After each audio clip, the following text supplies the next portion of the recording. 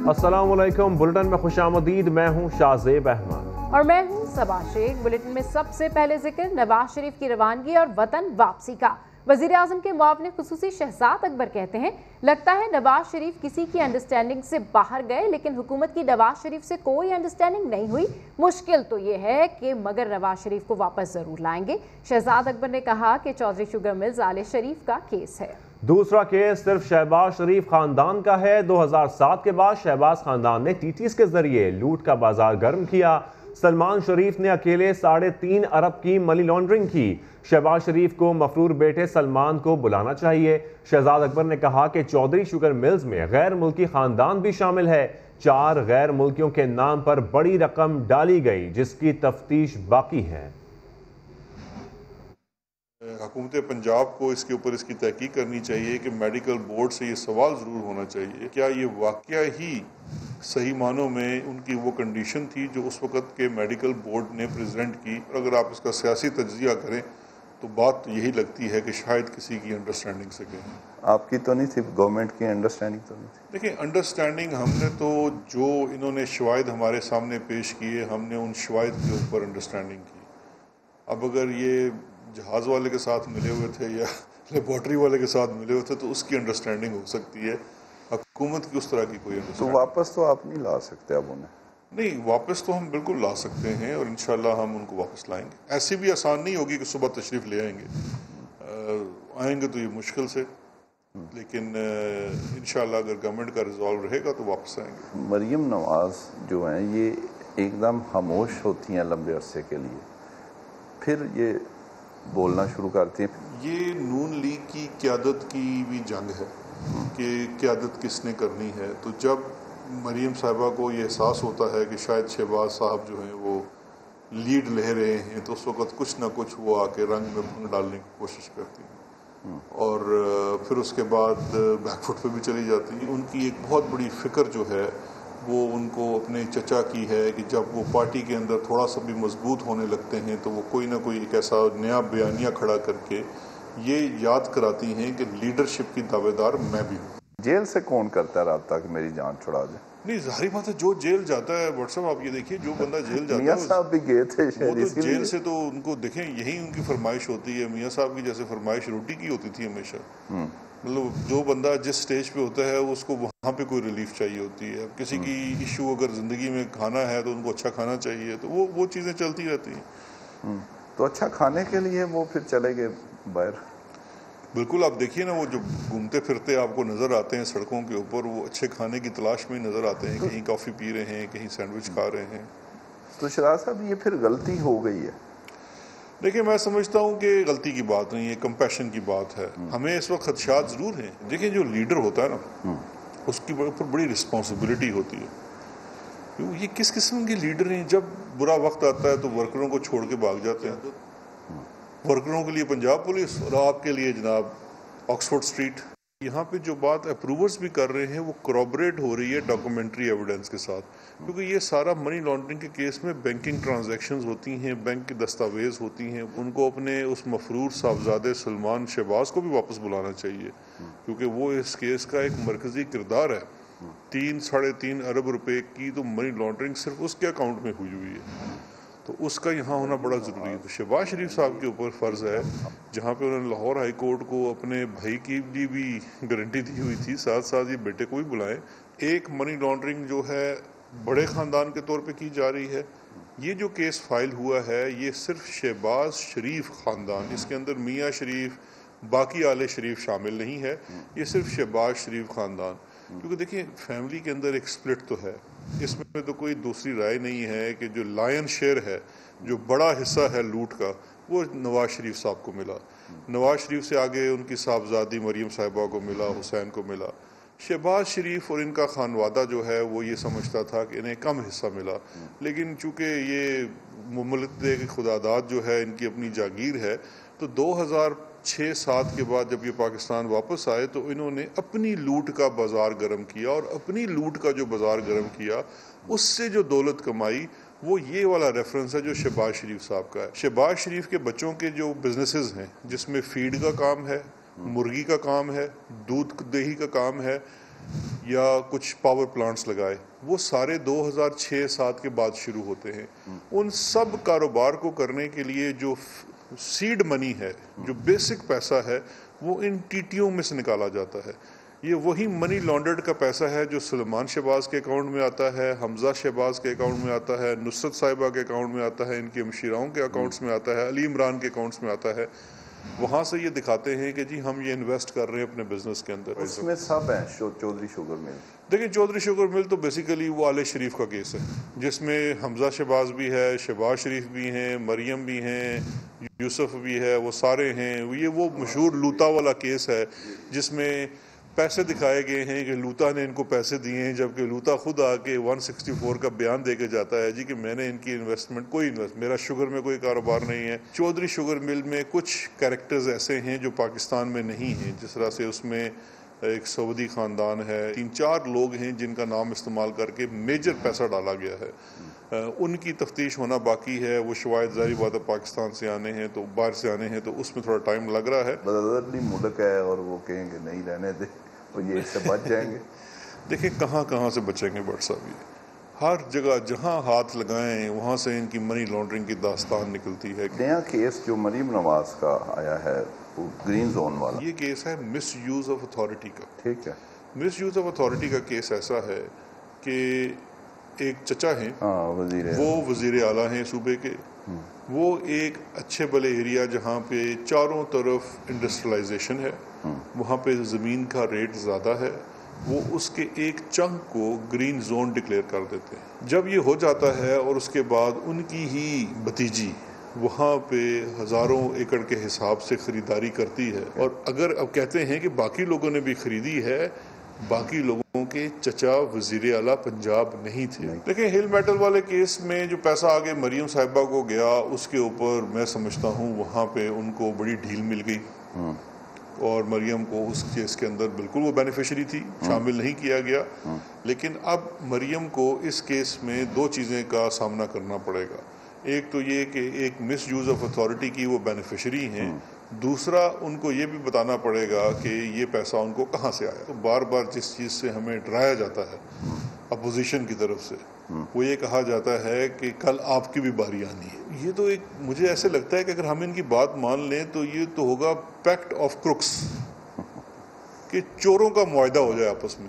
इसी अहम मामले पर बात करने के लिए हमारे साथ मौजूद हैं नुमाइंदा इस्तेमा नईम अशरफ भट्ट। नईम साहब, बड़ी तहलकाखेज़ खबर दी है शहजाद अकबर साहब ने, और ये कहा कि किसी अंडरस्टैंडिंग से मियाँ साहब बाहर गए हैं, लेकिन हुकूमत ने अंडरस्टैंडिंग नहीं की।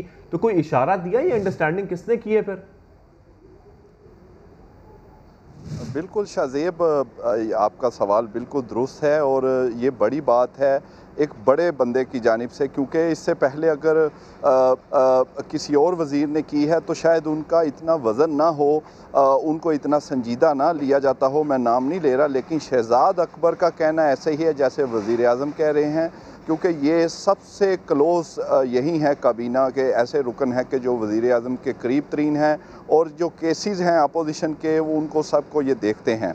इसलिए इनका ये कहना कि अंडरस्टैंडिंग से मियाँ साहब गए हैं, इसमें अब कोई शक नहीं रहता। और उन्होंने इशारा भी दिया है कि वो अब किसी और से, वैसे तो उन्होंने तंज़िया तौर पे कहा है कि वो जहाज़ वाले से मिले हैं या लैब वाले से, लेबॉर्ट्री वाले से, लेकिन वो किसी और की अंडरस्टैंडिंग से गए हैं। उसको हम कहीं और भी जोड़ सकते हैं। इस तरह कि जो अगली बात उन्होंने इसके साथ जोड़ी, और वो ये कहा कि बहुत सारे मुल्ज़म ऐसे हैं जो कि अपोजिशन के बड़े, उन्होंने बताया वो शहर में कभी एक दर कभी दूसरे दर देखे जा रहे हैं रिलीफ लेने के लिए। अब ये बात आप इसको शेख रशीद साहब की जो पिछले 3-4 दिनों से वो बातें कर रहे हैं उनसे मिलाया जाए तो सारी समझ आती है कि कहाँ वो जा रहे हैं और कहाँ से वो रिलीफ हासिल करना चाहते हैं। और इन्होंने बहुत बड़ा इशारा दिया कि दर बदर जा रहे हैं रिलीफ लेने के लिए अपोजिशन के लोग, और जेल से भी पैगाम भिजवा रहे हैं मुख्तलिफ लोगों के ज़रिए, लेकिन वज़ीर आज़म इमरान खान राज़ी नहीं हैं इनको रिलीफ देने पे। और अंडरस्टैंडिंग भी उन्होंने कहा है कि वो उनकी नहीं है, ये उनका दावा है कि वज़ीर आज़म उस अंडरस्टैंडिंग में नहीं। दूसरी अहम बात, एक नई बात ये भी की कि सऊदी एक ख़ानदान का कहा, इससे पहले ये बात नहीं वो करते थे, कि जो चौधरी शुगर मिल है, जो कि कह रहे हैं कि आले शरीफ यानी सब का है उसमें, मरियम नवाज़ है, नवाज शरीफ, शहबाज शरीफ, यूसुफ अब्बास, ये सब हैं उसमें सऊदी ख़ानदान है और 4 ऐसे लोग हैं जिनसे तफ्तीश होना बाकी है। तो जब इनसे पूछा कि वो तो ब्रदरली मुल्क है तो उधर तो आप उतना नहीं कर सकते तफ्तीश और बचत हो जाएगी, तो फिर उन्होंने ये नहीं कहा कि उधर बचत नहीं होगी। उन्होंने कहा कि अगर चले वो ब्रदरली मुल्क है लेकिन जहाँ जाएं वहाँ पर मनी लॉन्ड्रिंग के इनके किस्से हैं। और फिर शहबाज शरीफ ख़ानदान का उन्होंने कहा कि वो ये समझते थे कि जो पहले उनके मुताबिक जो इल्ज़ाम उन्होंने लगाया कि जो पहले करप्शन हुई उसका बड़ा हिस्सा नवाज शरीफ ख़ानदान को और मरियम नवाज़ को मिला। फिर 2007 में जब ये वापस आए गैर मुल्क में वापस आए तो इन्होंने कहा कि हम पीछे रह गए हैं। तो फिर शहबाज शरीफ ख़ानदान ने जो भी बिज़नेस किया उन्होंने कहा हर बिज़नेस जो है उसकी बुनियादी रकम जो है सीड मनी वो इन टीटी से आई। यानी फिर जो शहबाज शरीफ ख़ानदान है इन्होंने ज़्यादा जो है वो शहजाद अकबर साहब के मुताबिक इन्होंने ज़्यादा लूट मार की। और ये जो केस है वो कह रहे हैं कि इसका खाली वादा माफ गवाह नहीं है बल्कि डॉक्यूमेंट्री एविडेंस हैं। ये एक अहम बात है कि दस्तावेजी सबूत हैं, बैंक ट्रांजैक्शंस हुई हैं, इसलिए इसमें बचना मुश्किल है। और शाज़ेब ये भी बताऊं कि ये अहम मौका, अहम दिन में इंटरव्यू इसलिए भी है। ठीक है, बिल्कुल डॉक्यूमेंट्री एविडेंस मौजूद हैं। इस वक्त इस पर मजीद बात करने के लिए हमें ज्वाइन किया है मुस्लिम लीग नून के रहनुमा मलिक अहमद खान ने। बहुत शुक्रिया सर, आपने समा के लिए वक्त निकाला। वज़ीर आज़म के मेहमान खुसूसी ने नवाज शरीफ के बैरून मुल्क जाने को अंडरस्टैंडिंग से जोड़ा है, तो क्या सर वाकई कोई अंडरस्टैंडिंग हुई थी, और अगर हुई थी तो इस अंडरस्टैंडिंग में कौन कौन शामिल था? जी आपका बहुत शुक्रिया। देखें, ये शहजाद अकबर तो मुझे बुनियादी तौर पे ऐसे लगता है कि शायद कुछ ऐसी बातें भी कर लेते हैं जिनका शायद उसके बाद ये तकाजा करना जायज़ है कि या ये द्रोह गो हैं या ये बदनीयत हैं। तो अब इन दोनों बातों में से इनकी बदनीयती है या इनकी द्रोह गोई है, ये कैसे साबित होती है ये बात कि देखें ये हुकूमत वक्त हैं और इन्होंने यही शहजाद अकबर जो हैं ये उस कैबिनेट की सब कमेटी के मेंबर थे जिसमें सेक्रेटरी इंटीरियर भी थे और लॉ मिनिस्टर भी थे। तो इसके अंदर बैठ के इन्होंने ये फैसला किया, मेडिकल रिपोर्ट्स को एग्जामिन किया, डॉक्टर्स की राय ली, डॉक्टर्स को बुलवाया और कैबिनेट की सब कमेटी के फैसले के बाद कैबिनेट ने डिसीजन किया कि उनको बाहर जाना चाहिए। ईसीएल से नाम निकालने का इख्तियार भी इन्हीं के पास था और कैबिनेट कलेक्टिवली रिस्पॉन्सिबल होती है अपने सारे फैसलों की। वो ये नहीं होता कि वो एक इमरान खान अकेले का फैसला या किसी एक वजीर का फैसला। तो ये शख्स जो शहजाद अकबर है पहले फैसला भी खुद करता है और बाद में कहता है कि ये किसी डील का नतीजा है। अच्छा, अगर इनको ये पता है कि इनके पीछे बैठे तो ये किसके ऊपर इल्ज़ाम, तो शहजाद अकबर से हम ये मुतालिबा करते हैं और ये वजाहत मांगते हैं कि ये बताए कि ये डील किसके ऊपर कह रहा है। यानी हुकूमत ये है तो इनके पीछे बैठे कौन लोग हैं जो जिनसे ये डील की बात कह रहे हैं कि किसी से डील करके गए। क्या कोई अमेरिकन कोई डॉक्टर था जिसके साथ डील होगी या अच्छा, लेकिन मलिक साहब आप डील का जिक्र कर रहे हैं तो मैं आपको थोड़ा सा वक्त भी याद कराऊंगा आपके दौरे हुकूमत का, जब परवेज मुशर्रफ साहब को बाहर भिजवाया गया था तो आपको नहीं लगता वो भी किसी किस्म की कोई डील थी और अदालत ने बरहमी का इजहार भी किया था उस वक्त? ये देखिए उसमें जिम्मेदार है हुकूमत। मैं कब कहता हूँ कि नहीं जिम्मेदार, यह अदालत का फैसला था या तब की मुस्लिम लीग नून की हुकूमत थी, ना जाने देते। अगर उस पर हमारी गवर्नमेंट पे कोई ये सवाल है तो बिल्कुल जायज़ सवाल है। ये शहजाद अकबर से ये सवाल बनता है कि ये बताएं कि ये अगर कह रहे हैं कि डील तो किसके साथ दी। एक तो ये बात पहली। दूसरी बात जो ये शहजाद साहब कहते हैं कि डॉक्यूमेंट्री एविडेंस है, तो डॉक्यूमेंट्री एविडेंस से पहले जो बुनियादी जुज़ है यानी जैसे आपने कोई मजमून लिखना है तो उसको उन्वान लिखना होगा, जैसे आपने दिन की रोशनी बतानी है तो उसके लिए सूरज का होना ज़रूरी होगा। इसी तरह से आपके लिए अगर कोई डॉक्यूमेंट्री एविडेंस के तौर पे कोई बैंक स्टेटमेंट्स या किसी एक बंदे को जिसको आपने ज़बरदस्ती किसी गिरफ्तारी में रखा हुआ है उसकी स्टेटमेंट की बुनियाद पर, तो उससे पहले एक प्रोसीड ऑफ क्राइम बतानी ज़रूरी होगी। अब बैंक की इर्रेगुलर ट्रांजैक्शंस, मेरे पैसे किसी के नाम पे, ये कोई प्रोसीड ऑफ क्राइम नहीं है यार, फॉर गुडनेस सेक। किस हद तक झूठ बोला जाएगा, लोगों को बेवकूफ बनाया जाएगा, अच्छा और सर, किस तरह से एक एजेंडा पुश करके एक पब्लिक नैरेटिव क्रिएट करके। कोर्ट ऑफ लॉ में मेरी ये बात याद रखिए, मैं खुद भी एक पेशेवर वकील हूँ। जी ये शहजाद अकबर को मेरी कोशिश होगी कि मैं इस आदमी शहजाद अकबर को, जो ये इनके वकला हैं शरीफ फैमिली के और जो शहबाज साहब के वकला हैं, मैं उनसे दरख्वास्त करूं कि एक इस्तगासा दायर करें जी और उसमें इसको बुलवाएं और उससे ये पूछें कि तुम जिसको शहादत कहते हो वो कौन सी शहादत है, और तुम कैसे किसी एक चीज के ऊपर किसी डॉक्यूमेंट को शहादत के तौर पे तस्वर कर सकते हो जब तुम जुर्म का इल्जाम ही नहीं लगा पाते कि जी। जुर्म है। यानी ये वाहिद केस है जिसमें जुर्म नहीं है लेकिन शहादत है। अच्छा सर, जिस तरीके से आप कह रहे हैं कि कानूनी पेचीदगियों को आप खुद भी समझते हैं, तो अगर हम मनी लॉन्ड्रिंग की बात करें तो ओवरऑल ग्लोबली भी इसके खिलाफ क्रैकडाउन हो रहा है, और ऐसे में खानदान की टीटीज सामने आना, आप क्या समझते हैं फिर इस पर किस तरीके अच्छा, से? ये एक बात जरा बेटा आप भी ज़हन में रखें, पहले जी। गौर करें जी। कि आप जिनकी बात कर रहे हैं ना, जी। वो कोई शहजाद अकबर की तरह पॉपर या लोगों के प्लॉटों पे कब्जे करने वाले कोई 2 नंबर गुंडे नहीं है। सर ये नेम, सीधी बात है कि जी, वो कारोबारी लोग हैं। लेकिन अगर किसी का भी नेम सामने आएगा, चाहे वो कारोबारी हो या कोई भी आप हो, पहले लेकिन मेरी बात उसके हवाले सुन से लेना। फिर क्या अलाउ मी कानूनी? टू स्पीक, जी। Allow me to speak. जी जी मैं आपसे ये कह रहा हूँ कि उनकी बिजनेस ट्रांजैक्शंस हैं और वो कोई बिल्कुल शहजाद साहब की तरह गुजारा मुवाफिक लोग नहीं हैं। उनकी एक बड़ी ट्रांजैक्शंस हैं, उनकी अरबों रुपए के बिजनेस के ट्रांजैक्शंस हैं। उनको उनको टीटियां कहना तो इस तरह से, यानी एक जो मुल्क इस पाकिस्तान में सन 1992 से जिसके बाद 8 साल जनरल मुशर्रफ की हुकूमत भी रही, तो क्या इकोनॉमिक रिफॉर्म एक्ट खत्म कर देते अगर वो इन्होंने बनाया हुआ था कि ये सिर्फ अपनी ट्रांजैक्शन के लिए बनाया इन्होंने, ये एंटी मनी लॉन्ड्रिंग लॉज के अंदर कोई नई डेफिनेशन दे देते। यानी वो सारे पीरियड में सिर्फ मुस्लिम लीग नून की हुकूमत तो नहीं रही, उसमें पीपल्स पार्टी को भी, चलो आप उनको कहते हैं कि उनका भी टीटीज के अकाउंट्स का मसला है, तो उसमें 8 साल जनरल मुशर्रफ तो बरसर इक़्तिदार रहे ना, और यही सारे लोग, यही शहजाद अकबर भी उस वक्त किसी नैब के मामले का कोई जिम्मेदार आदमी था, तो यही सारे लोग रिस्पॉन्सिबल थे उस गवर्नमेंट के, जो आज की इमरान खान की गवर्नमेंट की 60% कॉम्पोजिशन जनरल मुशर्रफ की कॉम्पोजिशन है। तो ये उस वक्त उस लॉ को चेंज कर देते, क्यों नहीं किया? इसलिए कि उसकी जरूरत नहीं थी, इसलिए कि ये बात गलत कर रहे हैं। यानी इकोनॉमिक रिफॉर्म एक्ट जब आया तो अच्छा मलिक साहब, हमारे नुमाइंदा खुसूसी नईम अशरफ भट्ट साहब जो वो आपसे कोई सवाल करना चाह रहे हैं। जी नईम साहब। जरूर।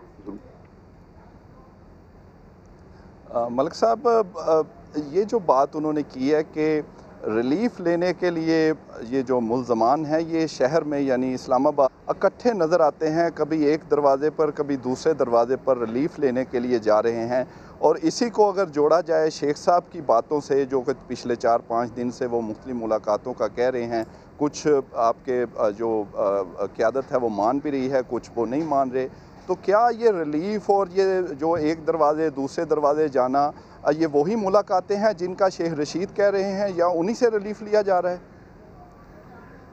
नहीं, देखिए, ये शेख साहब ने जो कल बातें की, उनके किसी सवाल का कोई वजन ही नहीं रह गया। अगर आप सिर्फ उनकी किताब में से कल एक रोजनामा, उर्दू के रोजनामे में एक कॉलम छपा है जिसमें 12 सवाल उन्होंने उठाए। उन 12 सवालात के बाद क्या शेख रशीद के पास कोई हक रह जाता है कि किसी से कोई सवाल पूछे, जिसमें शेख रशीद खुद तमाम उन साजिशों का हिस्सा रहे, जिसमें एक मुंतखब हुकूमत के खात्मे के लिए लंदन में बैठ के की गई साजिश की मंदरजात अपनी किताब में लिखते हैं, जिसमें एम्पायर की उंगली वाली पूरे वाक़े को बयान करते हैं, जिसमें जावेद हाशमी के कंटेनर से उतरने वाले वाक़े के बारे में बताते हैं कि जब पीटीवी पर हमला हुआ तो किन लोगों के साथ बात करने के बाद हुआ। ये सारी बातें करने के बाद आज शेख रशीद अगर कोई सवाल उठाते हैं तो पहले इन सवालात के जवाब दें। दूसरी बात जो रिलीफ के लिए आप कह रहे हैं, अच्छा मलिक साहब, नहीं, मैं एक सेकंड आपके इसी सवाल पे। अच्छा मलिक साहब, दूसरा जो कल आपने जरूरी बात एक शहजाद साहब, जी मलिक साहब, एक शहजाद साहब ने जो इशारा बल्कि क्लियर बात की कि जब भी शहबाज शरीफ थोड़ा सा आगे आते हैं तो मरियम नवाज़ एक नया बयानिया और या पुराने कोई नया करके वो सामने लाती हैं और उनको ख़राब किया जाता है। इसी तरह को बात कल उन्होंने शहबाज शरीफ साहब ने जो की है, जो आज की लीड भी है कि वो फिर दोबारा मुफाहमत की बात कर रहे हैं। हालांकि अब मियां साहब बड़े क्लियर हैं और जो उन्होंने खिताब कर दिया, तो क्या ये समझा जाए कि अभी भी शहबाज शरीफ की जो पॉलिसी है वो मरीम नवाज़ और नवाज शरीफ से डिफरेंट है? जमीम, आप तो एक अरसे से इन मामलात को कवर कर रहे हैं और देख रहे हैं। जितना मैं समझता हूँ और आप भी जानते हैं कि शहबाज शरीफ ने अपनी ज़िंदगी के 35 साल अपने भाई की क़यादत में इस पार्टी की खातिर हर उस फैसले पे जो मियां नवाज शरीफ का फैसला हमेशा लबैक है। तो ये शहजाद अकबर या उनकी पार्टी के लोगों की ख्वाहिश हो सकती है कि कोई इस तरह के खिलाफ मुस्लिम लीग ठीक है। मुस्लिम लीग नून के रहनुमा मलिक अहमद खान और हमारे नुमाइंदे नईम अशरफ भट्ट इस वक्त समा से गुफ्तगू कर रहे थे, जिसमें शहजाद अकबर के उस बयान के हवाले से हम डिस्कशन कर रहे थे, जिसमें उनका लगता है नवाज शरीफ किसी की अंडरस्टैंडिंग से बाहर गए हैं। बुलेटिन में यहाँ वक्त हुआ है एक ब्रेक का। जब ब्रेक से वापस आएंगे तो बात करेंगे कराची में पेश आए अंदोनाक हादसे के हवाले से और साथ साथ आपको बताएंगे दलाल चौधरी पर होने वाले तशद्दुद के हवाले से भी। Welcome back. कराची से हैदराबाद M9 मोटरवे पर मुसाफिर वैन को हादसा पेश आया है, जिसके बाद वैन में आग भड़क उठी।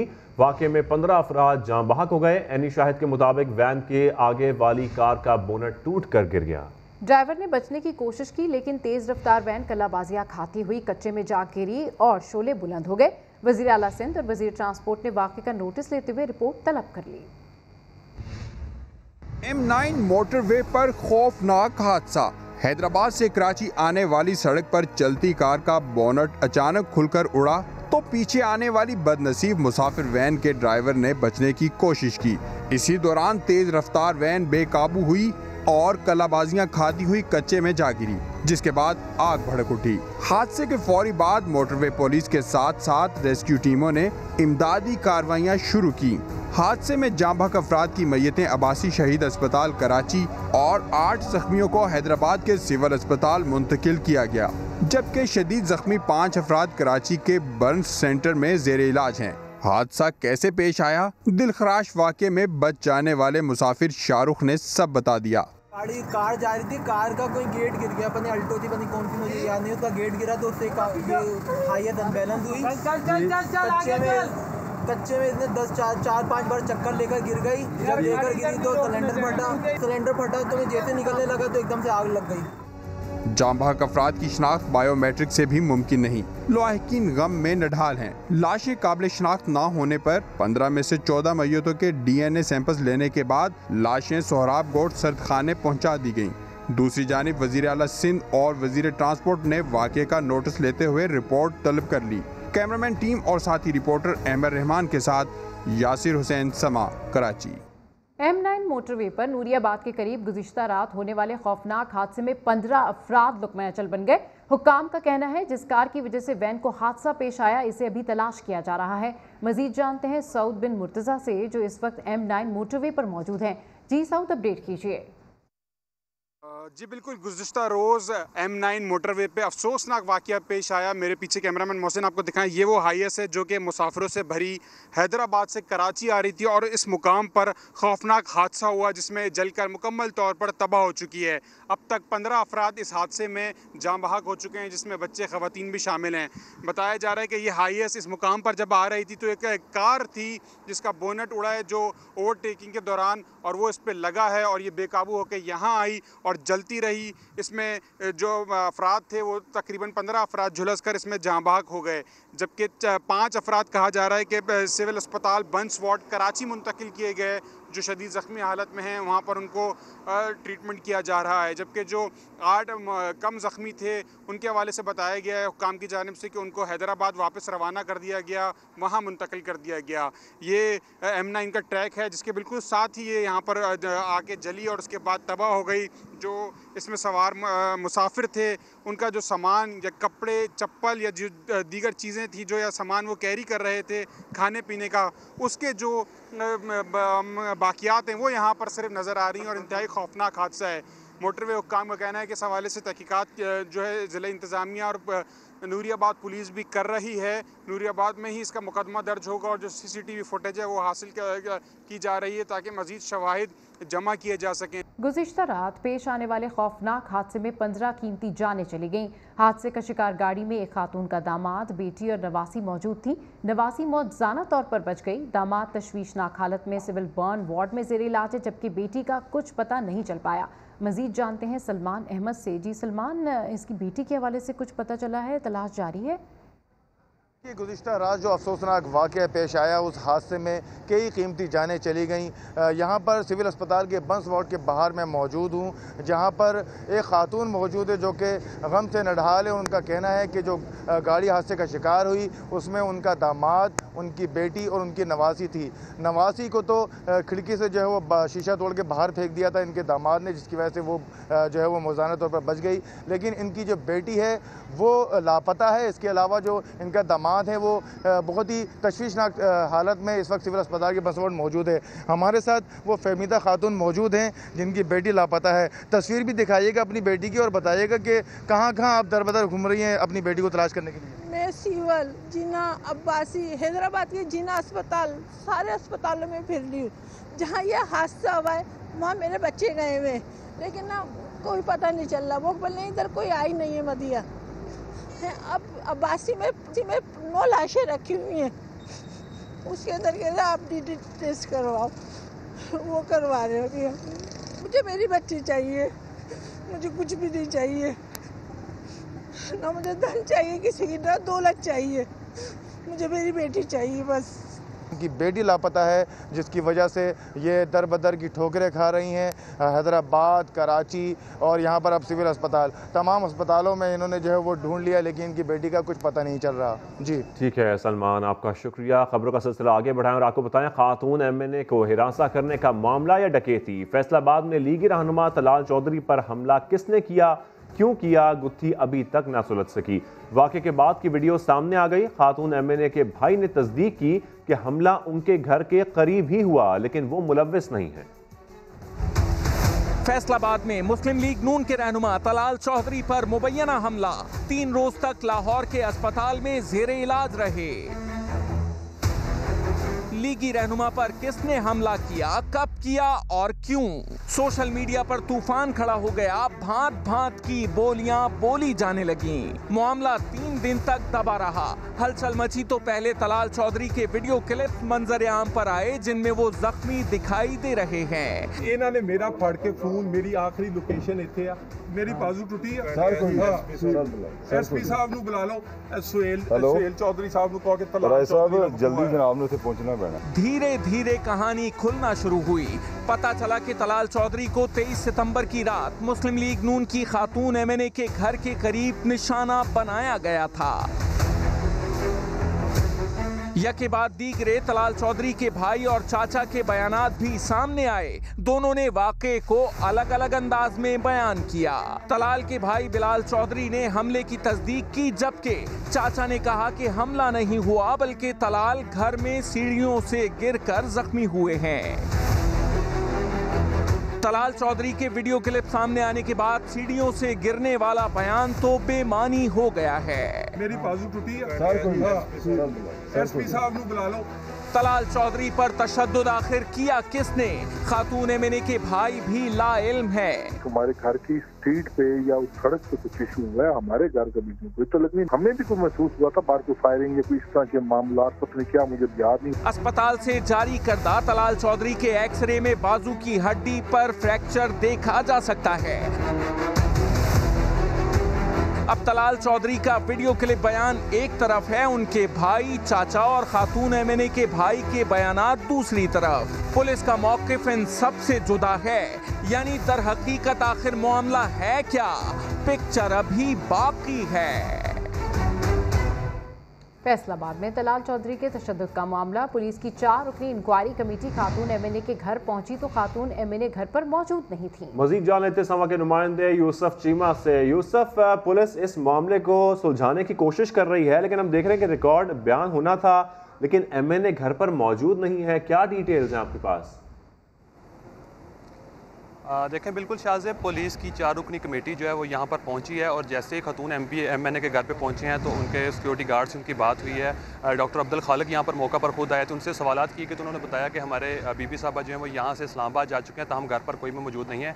तब इस सारे मामले के बाद जब उनके साथ बात हुई है ASP के साथ, तो वो यही बताते हैं कि हम लोगों ने इंक्वायरी का मरहला शुरू कर दिया है। पुलिस ने SSP ऑपरेशन ने एक कमेटी बनाई थी जिसके अंदर मुतलका SHO थाना वामन SHO समेत चौकी इंचार्ज और ASP जो हैं वो यहाँ पर इस पर इंक्वायरी कर रहे हैं। हम उनसे जब सवालात किए गए हैं कुछ इस वाले से, तो वो ये बताते हैं कि उस रात जो है हम लोगों को इस कदर अंदाज़ा नहीं था कि इतना बड़ा हादसा हो गया है, जिसके बायस हम लोग यहाँ पर पहुँचे हैं।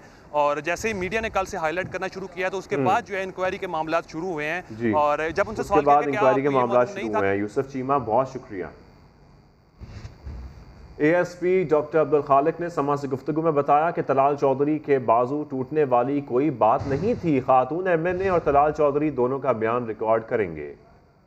कमेटी बना दी गई है, उसी सिलसिले में आज यहाँ पे आए थे कि मोहतरमा मैडम आयशा रजब साहिबा का बयान रिकॉर्ड किया जा सके, लेकिन अनफॉर्चुनेटली उनसे मुलाकात नहीं हो पाई। उनसे मुलाकात करने की, उनसे बात करने की कोशिश की जाएगी।